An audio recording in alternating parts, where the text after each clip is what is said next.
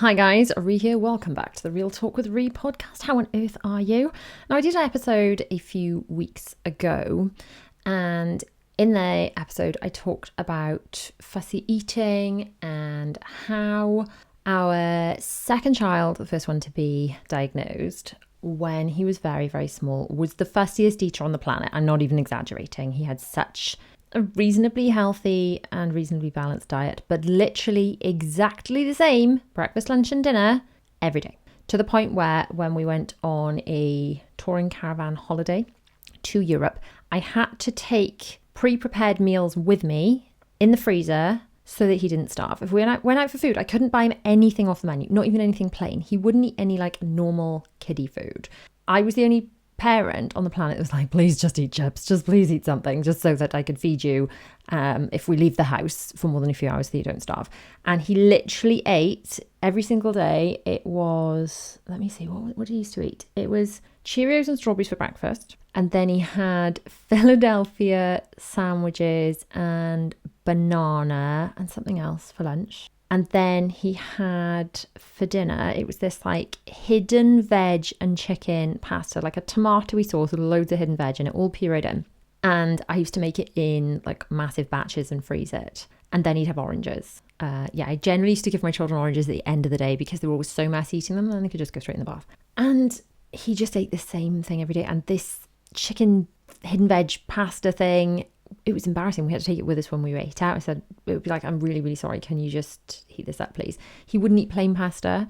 He wouldn't eat chips. He wouldn't eat pizza. He wouldn't eat anything that you can just buy places. He wouldn't eat a sandwich that you bought somewhere.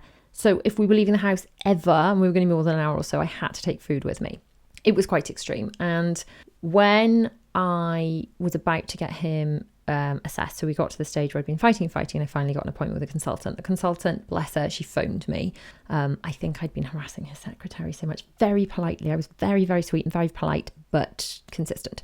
Anyway, this woman phoned me back. It was like 6:30, 7 o'clock one night. Her secretary was probably like, will you get this woman off my case, please?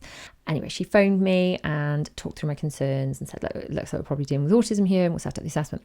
Anyway, I said, look, quickly before you get off the phone, I just don't know what to do. He's so fussy, he's so rigid with his food. What do I do? Do I just say, hey, look, this is your dinner, and feed him some different things and say, look, this had been advice I've been given. I just want to know if it was any good. This is your dinner. If you're hungry, you'll eat it. If you're not, you won't. And she said, right, with a neurotypical child who is otherwise, mentally and physically healthy, that would work. They would not starve themselves. A neurotypical child would not starve themselves. They would eventually eat. However, a child with autism might. So no, don't do that. So suffice to say, didn't do that. Went down the assessment route. He was assessed with autism, diagnosed with autism, and we had a lot of strategies that went into place. And today we're going to talk about some of the things that helped. Now, it was not an overnight transformation. And as you may or may not know, if you've been around here for a bit, then I have 4 children with autism who all have struggled at various times with picky eating. And I will say now, 90 odd % of the time we all eat the same thing each evening. It's not to say we don't have our challenges, we do. But yeah, anyway, here are some of the things. There's some of the things I've done that have added up to making a big difference, and hopefully some of these things will help you too. So routine, having a consistent mealtime. This may sound really basic, but children with autism love routine. So if they are used to eating at a certain place, at a certain time, that's what they're going to want to do. So if at the moment your child is used to eating something they don't want to eat, somewhere you don't want them to eat it, then it's going to be hard to shift that. But little incremental changes to getting them to a table, ideally to eat at the same time each day as a family, will make a massive difference. And we'll get to why that is. But yes, routine. So if they are eating at the same time every day and at the same place every day, my suggestion would be only let them eat at the table. Start this from day one. This helps on so many levels. Taking autism and picky eating out of it, it's just so much easier to clean up. So my children have always only eaten at the table because, well, other than my eldest, because I don't think when our eldest was little, it was like a thing. It wasn't like, I'm not saying it wasn't invented, but baby-led weaning wasn't the trend. It wasn't popular. By the time we had Will, everyone was doing baby-led weaning. And my husband used to just call it throwing food on the floor. And I think this is what I used to find quite frustrating. He ate everything I gave him. When we did baby-led weaning, it it worked in that he ate everything. And then his diet sort of slimmed down and down and down into the fussy eating, which we then had to kind of get out of. But ultimately, because baby-led weaning was so messy, we only fed the children at the table, in the kitchen. We don't have a dog. A lot of people say they have dogs, so that's like not an issue with baby-led weaning, so they just eat everything off the floor. But we don't have a dog, so we would only feed the children by the table. They would be in their high chairs initially, and then at the table when they're a little bit older, on tiled floor. Okay, so this, just from a logistics point of view, so much easier to clean up. And now, if you've watched things like my morning routine videos, our youngest is 7, and we all muck in also with clearing up, including just getting a little handheld vacuum and doing the crumbs underneath the table. Now, when you've got very small children, the crumbs are a lot, even when you've got quite big children, actually. But by containing it all in one place and only eating at the table and not in front of the TV, not wandering around, only eating at the table, is going to make a massive difference to how easy it is to clean up, if nothing else. Another kind of something to consider is not overwhelming your child with portions that are too large.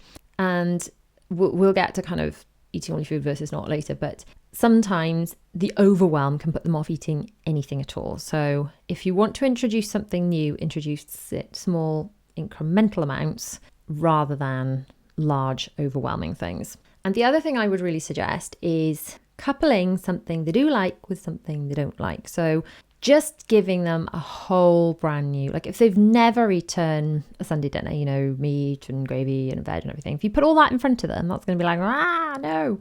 If, however, they like carrots and they like chicken, but they don't normally eat broccoli, if you give them the carrots and the chicken, then you just add a little bit of broccoli on it, then that's less overwhelming, because it's like, okay, they like some of it, but not all of it. Now, for children who are especially picky, especially fussy, it's going to be a really incremental process. So I would start initially with just getting them to witness you eating the things you'd like them to eat. So model that good behavior at dinner of, look at this, you know, that I'm eating. Equally, without making too much fuss. We'll get onto that because that's a totally separate tip, but a very important one. So start off by modeling the things you'd like them to eat. The other thing actually that's massive, which won't work initially for all picky eaters, but can work once your children get to a certain level. School dinners can be huge, in that my children would come home from school dinners saying, oh, I'd had this today. And you'd be like, you would never eat that for me. Oh my goodness. But it's like everyone's eating it, so they kind of do. And honestly, school dinners, if you've got decent and nice school dinners in your area, I'd highly recommend getting your children to have them, because they do eat sometimes bizarre combinations. Honestly, sometimes my children have eaten things that, like, were you supposed to pick those two things together? That sounds a bit random.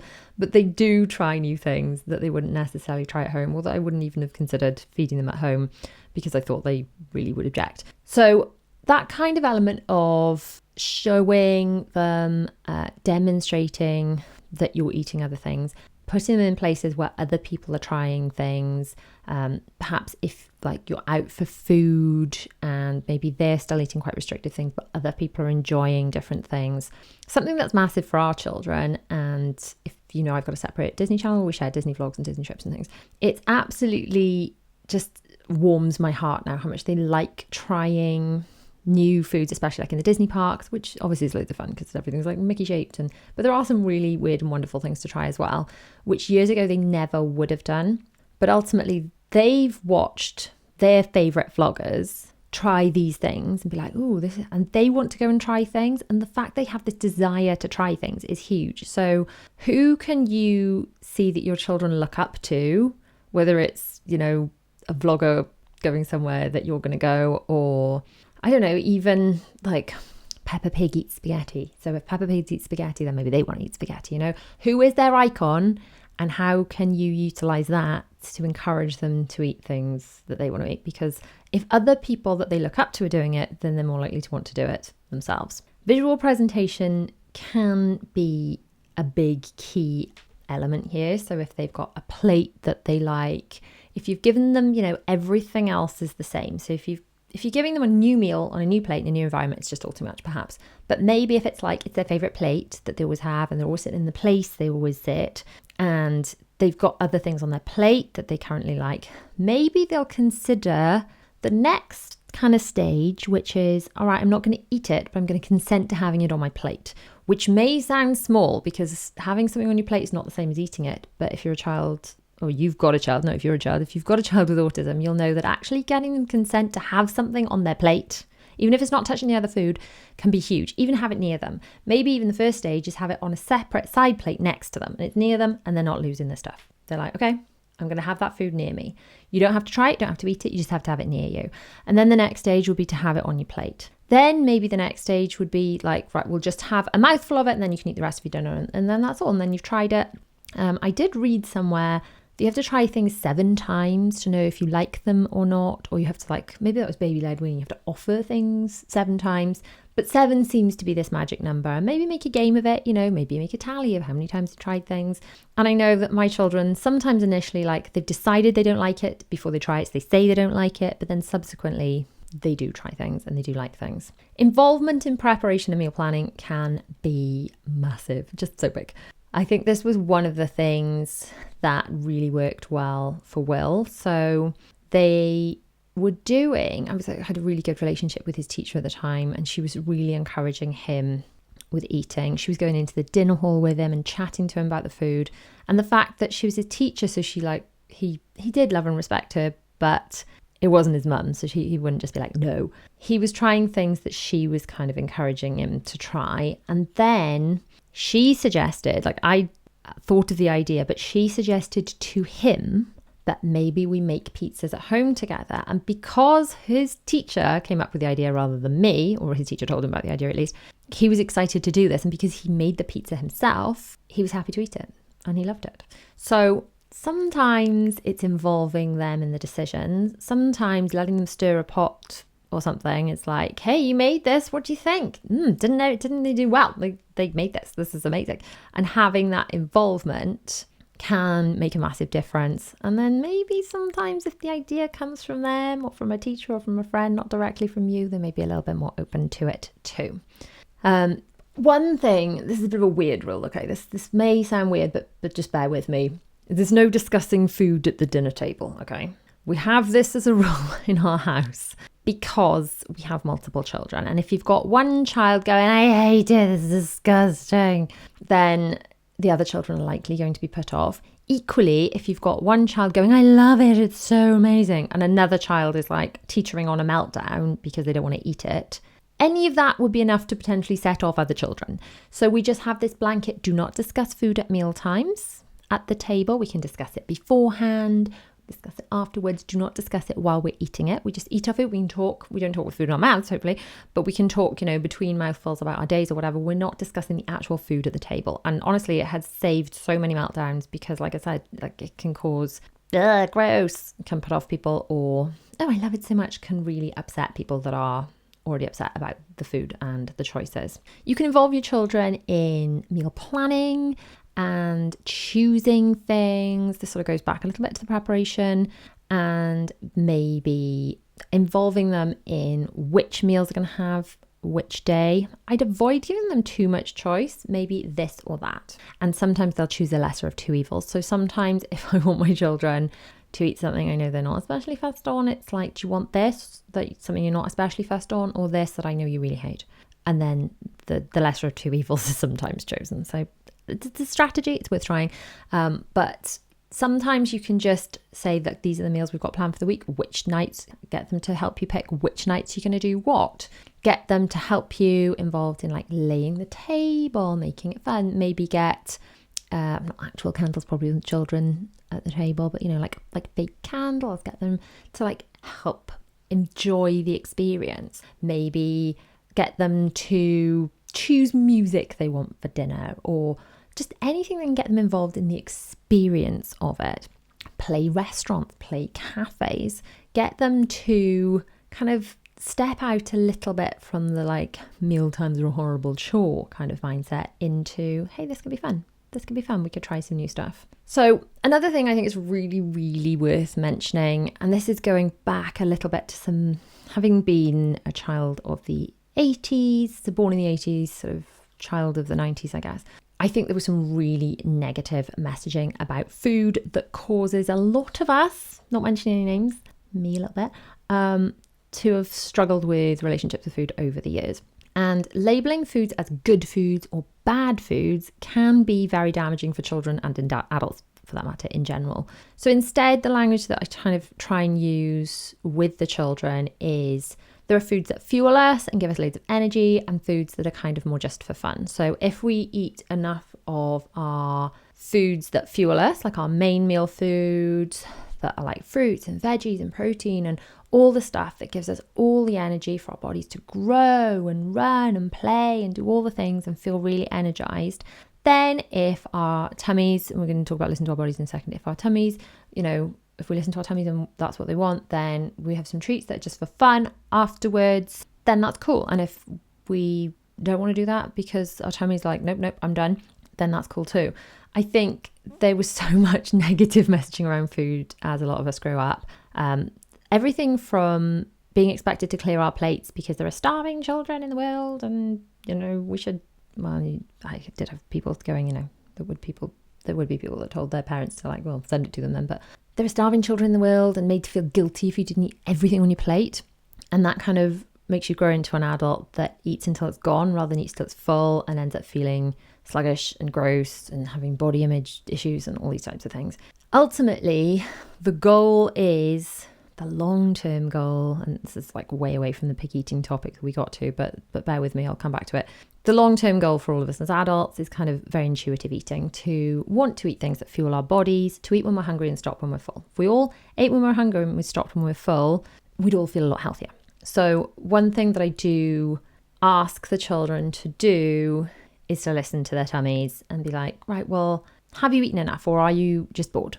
Are you going to be hungry in 5 minutes when we've cleared everything up and you're going to be wanting something else to eat? Are you going to be hungry in the middle of the night when you're in bed? We don't want rumbly, hungry tummies. However, if you keep eating now, are you going to feel so full that you're going to be crying because you've got a bad tummy because you feel so full? Because, everyone knows what that experience feels like. You're like, my tummy hurts so much. I feel so full. I've eaten too much. It feels so gross. And I ask them to remember that and be like, well, we don't want to feel like that. So we have to sort of stop somewhere in the middle where we eat until we're not feeling like really hungry anymore. But we make sure that we eat enough so we're not like feeling so full we feel gross. And this is what we're trying to the line we're trying to walk currently with the children, so I can move past the picky eating. But it's worth remembering this messaging right from the start so you can be consistent. So once you get your children to eat, you've not labeled good foods and bad foods. And once you get them to eat, you're not, saying you need to clear everything on your plate. Because as adults, we're going to be presented with various portion sizes. And if we just eat till it's gone, we might end up feeling quite unwell. So giving them that kind of vocabulary to be able to listen to their bodies from a young age, I think is really, really important. It's really important as you are introducing new foods to take this same approach and just take the pressure off a little bit. It's like, it's fine, try it if you like it. Great. If you don't worry. I'm just glad you tried it, because you might have tried it and been like, wow, this is amazing. This is my new favorite food. And if they've ever done that, remind them of that. Like, remember, like, you know how you like love carrots now?